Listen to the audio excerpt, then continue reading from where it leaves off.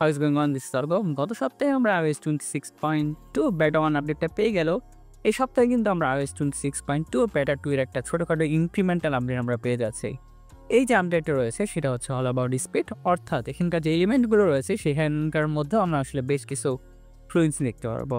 তো আর আসলে খুব একটা সময় না নিয়ে চলেন মূল যে ভিডিওটা রয়েছে সেখানে চলে যাওয়া যাক। আর যদি এখন পর্যন্ত চ্যানেল সাবস্ক্রাইব করে না ফেলেন, আশা করে যাচ্ছি আপনারা সেই কাজটি করে ফেলবেন।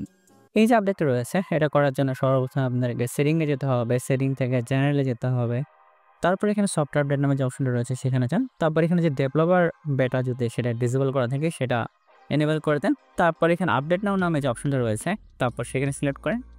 তারপর আপনাদের ফোনের পাসওয়ার্ড দিলে আপনাদের যে আপডেটটা রয়েছে সেটা শুরু হয়ে যাবে। এবং এই যে আপডেটটা রয়েছে আর কি, এর সাইজ হচ্ছে অ্যারাউন্ড 1.1 GB। আপনাদেরকে আগেই বলেছিলাম এই যে আপডেটটা রয়েছে এটা অল অ্যাবাউট স্পিড এবং ফ্লুয়েন্সি। তো এখানে যে সর্বপ্রথম যে বিষয়টা রয়েছে আপনাদের যে লক স্ক্রিনটা রয়েছে সেখানে হচ্ছে আপনারা iOS 26.1 যে ব্যাটাটা রয়েছে সেখানকার মতো হচ্ছে আপনাদের যে ক্লকটা রয়েছে গ্লাস কিংবা সলিড সেগুলোতে হচ্ছে আপনারা বাড়ানো কমানো করতে পারবেনই, হচ্ছে আপনারা কীরকম যাচ্ছেন তার সাথে যে টগলগুলো রয়েছে, যেমন ধরুন এখানে যদি সিলেক্ট করেন আর কি, মানে যে ব্ল্যাক রাখতে যাচ্ছেন নাকি ডার্ক রাখতে যাচ্ছেন সেগুলোতে সিলেক্ট করে দেখতে পারবেন যে পপ আপগুলো যেগুলো রয়েছে সেগুলো কিন্তু আসলে আগের থেকে অনেক ভালোভাবে অ্যানিমেটেড হয়ে আসে। শুধু তাই না, আপনারা যদি এরপরেও যদি হোম স্ক্রিনে যান, হোম স্ক্রিন থেকে যখন আপনারা এখানকার হোম স্ক্রিন এডিটটা করতে যাচ্ছেন এক্ষেত্রে আপনার উপরের দিকে যে পপ আপটা রয়েছে সেটার দিকে একটা খেয়াল করেন, তাহলে হচ্ছে আপনারা বুঝতে পারবেন আগে কিন্তু আসলে এত অ্যানিমেটেড হয়ে আসতো না। এই যে নতুন আপডেটটা রয়েছে এর মাধ্যমে কিন্তু এই যে জিনিসগুলো রয়েছে বা কম্পোনেন্টগুলো রয়েছে সেগুলো কিন্তু ভালোই অ্যানিমেটেড হয়ে আসে। iOS 26.1 থেকে হচ্ছে আপনারা কিন্তু আপনাদের যে মিউজিক প্লেয়ারটা রয়েছে সেখান থেকে কিন্তু আপনারা হচ্ছে গানগুলো কিন্তু সপ করতে পারেন। যেমন ধরুন একটা প্লেলিস্ট রয়েছে সেখান থেকে আমি কোনো গান প্লে করলাম আর কি। তো এখন থেকে একটা জিনিস আপনারা খেয়াল করেন, যখন আমরা নেক্সট কিংবা প্রিভিয়াসে যাবো আর কি, সেক্ষেত্রে কিন্তু এখানকার যে অ্যানিমেশনটা রয়েছে সেটাও কিন্তু এখন আগের থেকে অনেক বেশি ফাস্টার করা হয়েছে। এর ফলে হবে কি, আপনারা যে কোনো প্রকার যদি গান চুজ করতে চান বা চেঞ্জ করতে চান তাহলে কিন্তু অনেক দ্রুত সেগুলো আপনারা পরিবর্তন করতে পারবেন। এই আপডেটের সাথে সাথে আপনাদের আইফোনে যে গেম নামে যে অ্যাপ্লিকেশনটা রয়েছে সেখানেও কিন্তু আসলে কিছু ইমপ্রুভমেন্ট তারা নিয়েছে।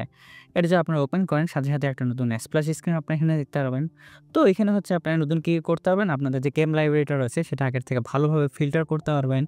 এবং আপনারা চাচ্ছেন যে কোনো ব্লুটুথ কন্ট্রোলার বা অন্যান্য যে যদি কোনো কনসোলের কন্ট্রোলার থেকে সেখান থেকেও কিন্তু এখন হচ্ছে আপনাদের আইফোনে গেমগুলোকে কন্ট্রোল করতে পারবেন।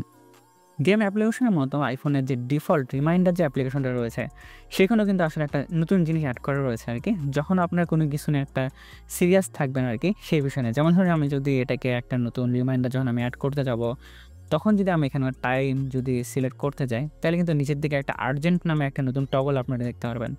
এই জিনিসটা কিন্তু আসলে এখানে সরাসরি মানে ইনবিল্ড ছিল না। এই যে নতুন আপডেটটা রয়েছে সেখান থেকে কিন্তু এই আর্জেন্টের যে নতুন টগলটা রয়েছে আর কি, তো সেটা কিন্তু আসলে এখানে ইমপ্লিমেন্ট করে দেওয়া হয়েছে।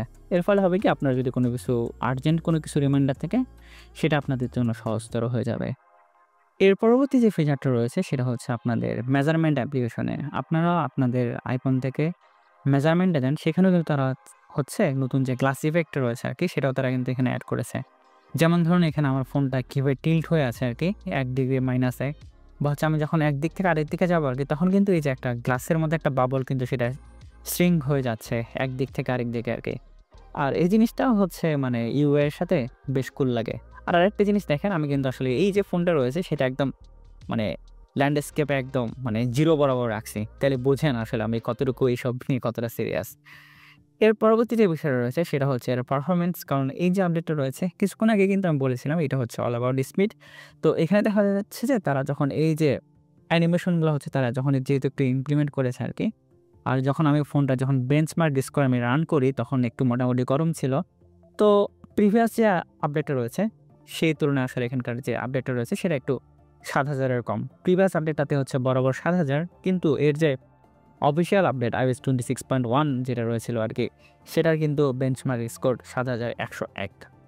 তো এখান থেকে বলা যেতে পারে এই যে আপডেটটা রয়েছে এটা হচ্ছে এখন পর্যন্ত পুরোপুরি অপটিমাইজড হয়নি।